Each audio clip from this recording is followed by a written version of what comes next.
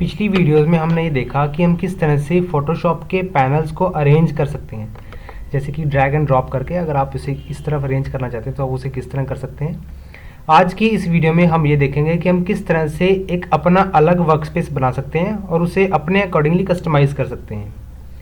तो चलिए शुरू करते हैं। सबसे पहले मैं आपको ये बात बताना चाहूँगा कि हर पैनल की एक अपनी इंपॉर्टेंस रहती है। जैसे कि हिस्ट्री पैनल की जो इंपॉर्टेंस है वो हिस्ट्री रिलेटेड है। अगर आप फोटोशॉप में कोई भी एक्टिविटी करते हैं तो ये हिस्ट्री रिलेटेड पैनल में आपको दिखता है, आप उसे देख सकते हैं। आप चाहें तो उस एक्टिविटी को अंडू करने के लिए कीबोर्ड पर Ctrl+Z की को भी प्रेस करके उसे अंडू कर सकते हैं।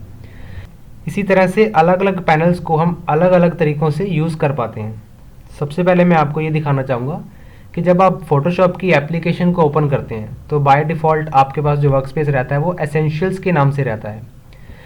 यहाँ पर हमारे पास एसेंशियल नाम से जो पैनल है इसके अंदर फोटोशॉप के सभी कॉमन पैनल्स आपको दिखते हैं, history related, properties related, colour related या लेयर्स रिलेटेड। इसके अलावा भी हम कई सारे वर्कस्पेस इसके अंदर देख सकते हैं, जैसे कि 3D, graphic and web, motion. ये पैनल्स आपको ये रिप्रेजेंट करते हैं कि अगर आप फोटोशॉप में ग्राफिक या वेबसाइट रिलेटेड काम करना चाहते हैं तो आप इस पैनल को सेलेक्ट कर सकते हैं। इसके अंदर आप ग्राफिक्स रिलेटेड पैनल्स को ओपन होते हुए देख पाएंगे, जैसे कि characters, paragraph, glimpse, properties, libraries. अगर आप 3D रिलेटेड काम करना चाहते हैं तो आप 3D वर्कस्पेस पर क्लिक करें और 3D रिलेटेड आपके पास सभी पैनल्स ऑटोमेटिकली राइट साइड में यहाँ पर ओपन हो जाएंगे। और यदि आप फोटोग्राफी रिलेटेड काम करते हैं और उसके पैनल को ओपन करते हैं तो आप यहाँ पर देख पाएंगे, आपको यहाँ पर हिस्टोग्राम, नेविगेटर और कई सारे ऐसे टूल्स मिलेंगे जिससे आप फ़ोटोज़ को ईजिली मैनेज कर सकते हैं, मैनिपुलेट कर सकते हैं। फ़ोटोशॉप में सभी पैनल्स का काम आपके वर्क के हिसाब से मैनेज होता है, यानी कि जिस तरह का आपका वर्क होगा आप उसी हिसाब से फ़ोटोशॉप के पैनल्स को अरेंज कर सकते हैं, मैनेज कर सकते हैं। अब हम देखते हैं कि हम किस तरह से अपना अलग वर्कस्पेस क्रिएट कर सकते हैं। अभी मैं आपको सबसे पहले एसेंशियल वर्कस्पेस को एडिट करके बताता हूँ। एसेंशियल्स यहाँ पे मैं सेलेक्ट कर लेता हूँ और जो लेयर्स का पैनल है हमारे पास, यहाँ पर लेयर्स का पैनल है, मैं इसे ड्रैग करके लेफ़्ट में ले आता हूँ, यानी कि लेफ़्ट टूल बार की तरफ, और मैं इसे यहाँ मैनेज करता हूँ। इसे मैंने यहाँ पर लेफ़्ट क्लिक करके रखा हुआ था। अगर आप लेफ़्ट क्लिक को ब्लू लाइन के आते ही छोड़ देते हैं तो ये लेयर्स नाम से जो पैनल है वो लेफ़्ट साइड में एडजस्ट हो जाता है।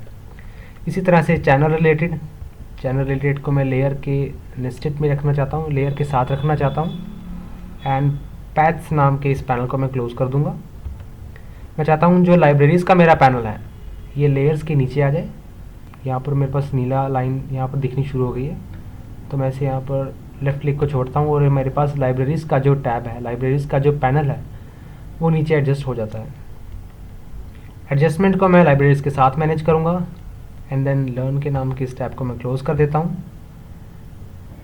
इसे भी मैं यहाँ पर एडजस्ट करता हूँ। आइकन को आप सिंपली ड्रैग करके एडजस्ट कर सकते हैं प्रॉपर्टीज़ को एडजस्टमेंट्स के साथ। एंड देन हमारे पास ये कलर एंड स्वैशेस रिलेटेड सेटिंग्स है जिसे मैं क्लोज़ कर दूँगा। सो अब आप देख पाएंगे कि अपने टास्क को ईजी करने के लिए मैंने सभी पैनल्स और टूल्स लेफ्ट साइड में रख दिए हैं ताकि मुझे फ़ोटोशॉप में काम करने में आसानी हो। आप इसे अपने हिसाब से कस्टमाइज़ कर सकते हैं। जो पैनल आपको जिस पोजीशन पर ठीक लगता है आप उस पैनल को उस पोजीशन पर फिक्स कर सकते हैं। एंड देन इस वर्कस्पेस को, तो अब यहाँ पर मेरे पास एक सैम्पल वर्कस्पेस क्रिएट हो गया है। मैं चाहता हूँ कि मेरा जो वर्कस्पेस है वो इसी तरह से हो जब मैं फ़ोटोशॉप एप्लीकेशन को ओपन करूँ।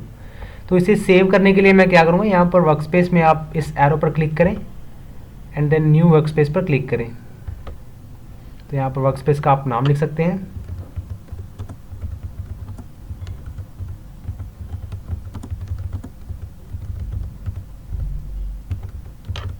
मैंने यहाँ पर सैम्पल नेम लिख दिया है, आप चाहें तो इसे कोई भी नाम दे सकते हैं। मैं अगर इसे सेव करता हूँ तो एसेंशियल्स में आपका ये वर्कस्पेस सेव हो चुका है, आप यहाँ देख सकते हैं। जब भी आप फोटोशॉप को ओपन करेंगे तो आपको ये जो वर्कस्पेस है ये इसी तरह का दिखेगा। यहाँ पर आपको दिखा देता हूँ फोटोशॉप को रीओपन करके। मैं यहाँ पर फाइल में एक न्यू फाइल क्रिएट करता हूँ एंड देन क्रिएट। तो जैसा कि आपने देखा कि मैंने पहले जो वर्कस्पेस को सेव किया था वो आपके पास यहाँ पर लेफ्ट साइड में जो पैनल हमने क्रिएट किया था, वर्कस्पेस क्रिएट किया था, वो फोटोशॉप एप्लीकेशन ओपन होते ही विजिबल होनी शुरू हो गई है। अगर आप इसे बाय डिफ़ॉल्ट एसेंशियल सिलेक्ट करते हैं तो आप उसे क्लिक करें। लेकिन अगर आप चाहते हैं कि आपका ये जो पैनल है एसेंशियल्स नाम से, क्योंकि हमने एसेंशियल्स के वर्कस्पेस को एडिट किया था, इसलिए ये टिक करने पर इस तरह का विजिबल होना शुरू हो रहा है, इस तरह का हमें दिख रहा है। इसे रीसेट करने के लिए आपको क्या करना होगा, राइट साइड में यहाँ पर आप देख सकते हैं एरो के नीचे यहाँ पर रीसेट एसेंशियल्स नाम से एक ऑप्शन दिया गया है। मैं इसे क्लिक करता हूँ तो मेरा जो वर्कस्पेस है वो जिस तरह से मेरे पास पहले अवेलेबल था उस तरह से दिखना शुरू हो जाएगा।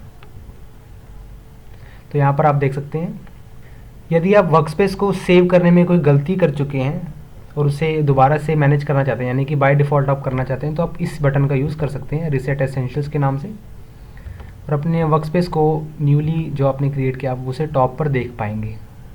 अगर आप इसे दोबारा से क्लिक करते हैं तो आप उसी पोजीशन पर वापस पहुंच जाते हैं जिस वर्कस्पेस को आपने पहले क्रिएट किया था। अभी मैं इसे एसेंशियल्स पर दोबारा क्लिक कर देता हूं। तो आपने देखा कि आप किस तरह से अपने वर्कस्पेस को एडिट कर सकते हैं, बना सकते हैं, जिससे आपको फोटोशॉप में काम करने में आसानी हो।